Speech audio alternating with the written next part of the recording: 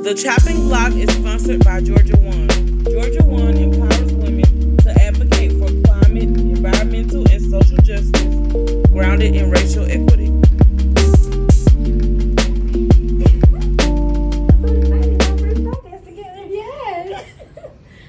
And this is my first podcast ever, so thank you. Oh my gosh, yes. If I talk in a British accent, please forgive. Oh, go ahead. We can be wherever we want to be. Yeah. Okay.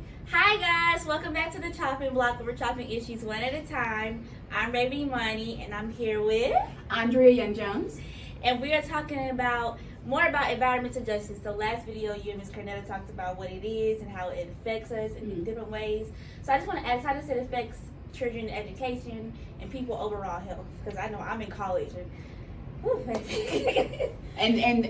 you're probably experiencing that in terms of going out into your into the community that you're at Clark, Atlanta, right? Yes. Okay, and that's one of the areas in Atlanta that where there's a lot of energy burden, but there's a lot of issues of environmental justice out there in terms of these are HBCU schools. These are schools where Black people are regulated to only attend in the state of Georgia and Atlanta, particularly historical schools, but they were located in areas, right, that had issues of environment, and then also they're right by the freeways, and there's a lot of issues in terms of air quality that comes with being exposed to a lot of these combustible engines and how they affect how we breathe and our health and the overall toxins that we we come into contact with. So yes, that does environmental justice, environmental racism does play a role because it basically keeps people within a particular area or a community that's undesirable, right? But they can't get out of it because of segregation or because of economics, and then also how it affects our education.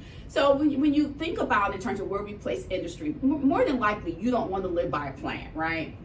Right. More than likely, people don't want to live by an industrial plant, just because of the smells and just the aesthetic value.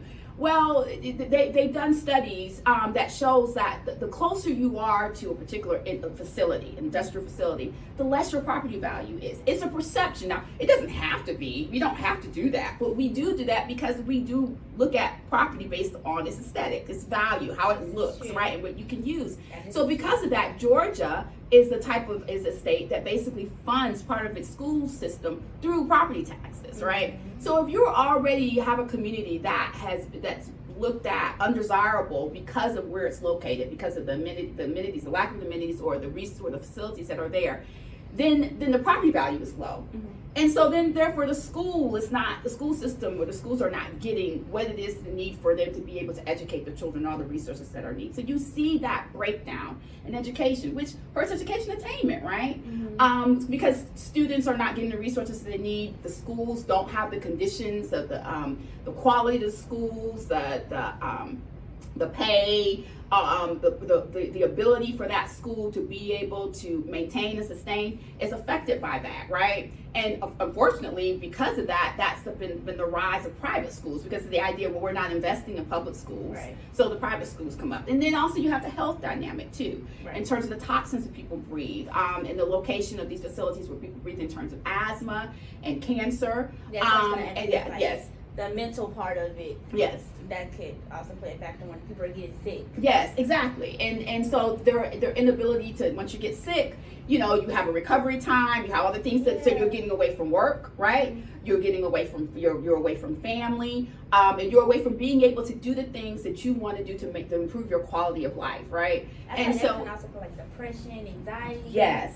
All other factors. Everything that comes with our overall health, because our physical health affects our mental health, and our mental health affects our physical health. It's all connected. And so that's how our environment plays with that, in terms of that. I mean, and then just think about, and when you look at North Fulton or South Fulton, the ability to have sidewalks, the ability to have bike lanes, the ability to have, be able to take advantage of the Chattahoochee and have, places where you can enter in through the Chattahoochee and also do boating. You don't have to just do that out in Alpharetta or Cobb County or Smyrna. You can get on in Fairburn or down by South Fulton. You know, so there's a difference there, and that difference is actually made up by race. You know, because the areas out there, African Americans are regulated to those areas in terms of just segregation, but also cost, right? I can only live where I can afford, right? So if my wages are low, and then I'm regulated based on my color of my skin to a certain area, then that area is probably going to be depressed, right? It's going to be an area that's undesirable for people. So then that means that basically is kind of like it contributes,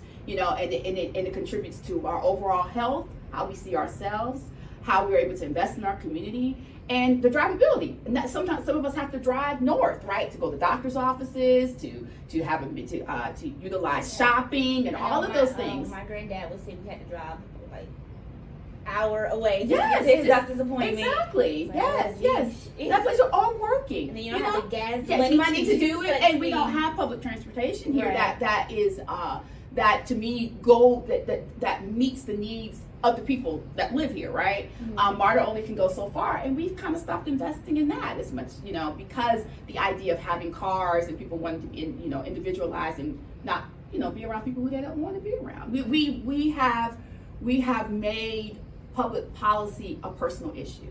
Like, I might not want to invite you to my home to have dinner with me, but I'm not going to keep you from having health care. You know, I'm not going to keep your children from having a good education. I'm not going to say that your wages need to be low. I mean, so just because I might not like you and want to hang out with you, that doesn't mean I want to hurt you or not have you prosper. And I think that is the problem. Oh, that's always been going on. People have always used their personal animus to create policy. That's what racism is. Mm-hmm. There were people who did not like the way Africans looked, or felt or believed that they were inferior. And so because of that belief, they created a social system of enslavement, right? Mm-hmm. And then after that ended, then they created a system of disenfranchisement to make sure that they were never on that level after they were emancipated, right? And that continued on for decades, right? It wasn't until 1968 that, you know, in 1963 you got the Civil Rights Act, and then I believe in 68 was Brown Board, no, that's 54, Brown Board of Education. But it wasn't until the 50s and 60s that we started to address that and change it. And we're fighting that still now, right? So it's just like a big train reaction. Yes, a domino effect. You know, essentially what it is, a domino effect. Yeah. All right, well, thank you so much for welcome. educating us, and we'll see you on the next episode of The Chopping Block. Bye.